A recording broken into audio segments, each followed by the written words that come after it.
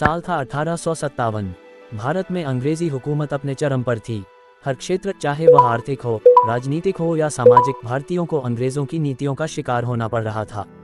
अंग्रेजों की अन्यायपूर्ण शासन प्रणाली ने देश के हर वर्ग में असंतोष पैदा कर दिया था। किसानों, सैनिकों, नवाबों, राजाओं, व्यापारियों और आम जनता तक सबके मन में धीरे धीरे गुस्से की ज्वाला भड़क रही थी। और जब ये ज्वाला फूटी तो उसने एक ऐसी क्रांति को जन्म दिया जिसने अंग्रेज साम्राज्य की जड़ों को हिला दिया।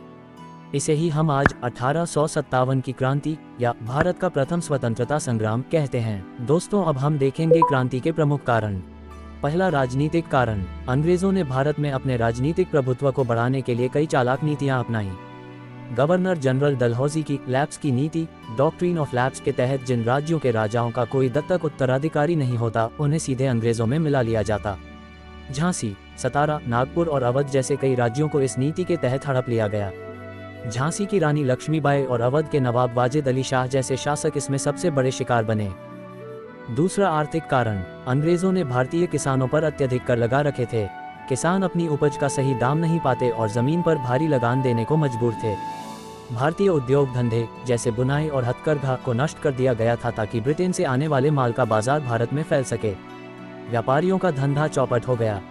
तीसरा, सामाजिक और धार्मिक कारण। अंग्रेज अपने धर्म प्रचारकों के माध्यम से भारतीयों को ईसाई धर्म अपनाने के लिए दबाव डाल रहे थे। भारतीय रीति रिवाजों, मान्यताओं और परंपराओं में लगातार हस्तक्षेप किया जा रहा था। इसने भारतीय समाज में गहरा असंतोष फैला दिया। चौथा, सैनिक कारण। अंग्रेज सेना में अधिकांश सैनिक भारतीय ही थे, जिन्हें सिपाही कहा जाता था। इन सैनिकों के साथ वेतन, सम्मान और पदोन्नति में भेदभाव होता था। उन्हें अपने देश से दूर विदेशी क्षेत्रों में युद्ध लड़ने के लिए भेजा जाता था। और जब एनफील्ड राइफल आई, जिसकी कारतूसों पर गाय और सुअर की चर्बी होने की बात फैल गई, तो ये सैनिकों की धार्मिक भावनाओं का अपमान था। दोस्तों, अब हम जानेंगे क्रांति की चिंगारी के बारे में। फरवरी 1857 में बैरकपुर छावनी के सिपाही मंगल पांडे ने इस अपमान का विरोध किया। उन्होंने अंग्रेज अधिकारियों पर हमला किया। हालांकि उन्हें पकड़कर फांसी दे दी गई, लेकिन मंगल पांडे की वीरता ने सैनिकों के दिलों में विद्रोह की ज्वाला जगा दी। इसके बाद 10 मई 1857 को मेरठ की छावनी में सैनिकों ने खुले तौर पर विद्रोह कर दिया। उन्होंने अंग्रेज अधिकारियों की हत्या की और दिल्ली की ओर कूच किया। दिल्ली पहुंचकर उन्होंने वृद्ध बहादुर शाह जफर को भारत का सम्राट घोषित कर दिया। इसी पल से 1857 की यह क्रांति एक संगठित स्वतंत्रता संग्राम का स्वरूप ले ली। दोस्तों, अब हम जानेंगे क्रांति का प्रसार के बारे में।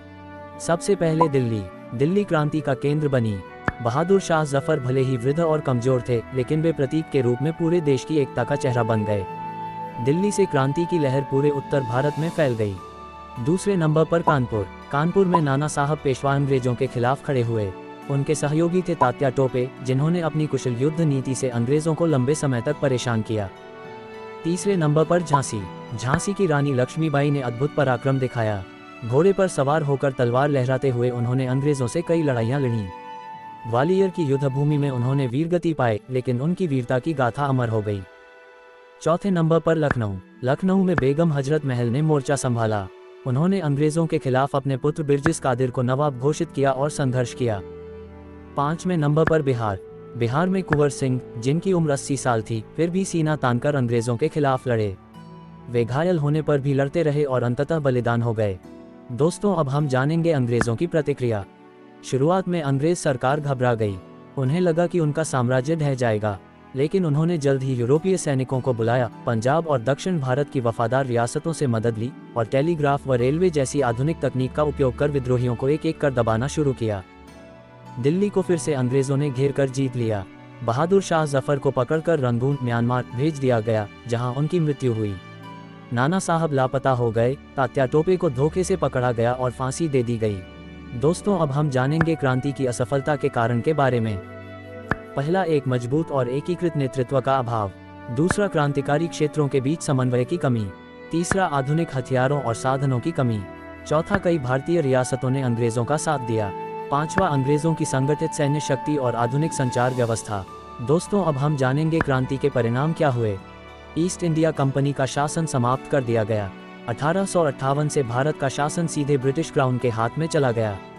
क्वीन विक्टोरिया ने घोषणा की कि भारतीयों के धर्म और परंपराओं में दखल नहीं दिया जाएगा।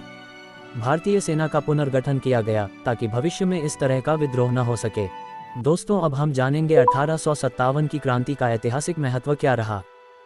1857 की क्रांति भले ही सफल न हो सकी हो, लेकिन इसने भारतीय स्वतंत्रता आंदोलन की नींव रखी। इसने यह विश्वास जगाया कि विदेशी शासन को चुनौती दी जा सकती है।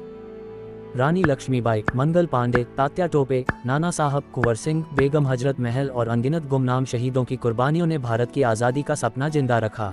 दोस्तों, 1857 की क्रांति भारत के इतिहास का वो अध्याय है जिसमें हमें शौर्य, त्याग और बलिदान की अनगिनत कहानियां मिलती हैं। ये क्रांति हमारे लिए केवल इतिहास की घटना नहीं, बल्कि एक प्रेरणा है कि जब अन्याय असहनीय हो जाए तो जनता एकजुट होकर किसी भी बड़ी ताकत को झुका सकती है।